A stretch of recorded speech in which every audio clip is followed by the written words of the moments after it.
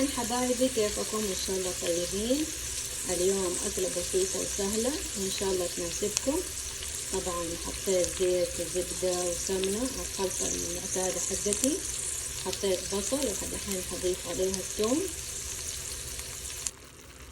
اضفت صلصة طماطم ملعقتين مهروسة، وبازاليا وتونة وماجي مطحون او انا طحنته، رشة بسيطة من الملح، فلفل اسود وكمون. وحضيف المكرونة. ضفت المكرونة، اي مكرونة انتوا حابينها، والموية طبعا مغلية. اضيفها، حقلبها.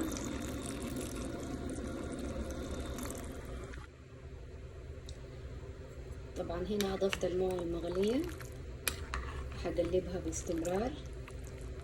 اذا تحتاج موية اضافة ممكن اضيف، بس انا كده شايفتها لا.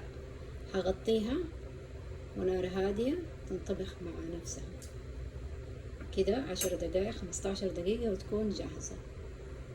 بالهنا والعافية مقدمة.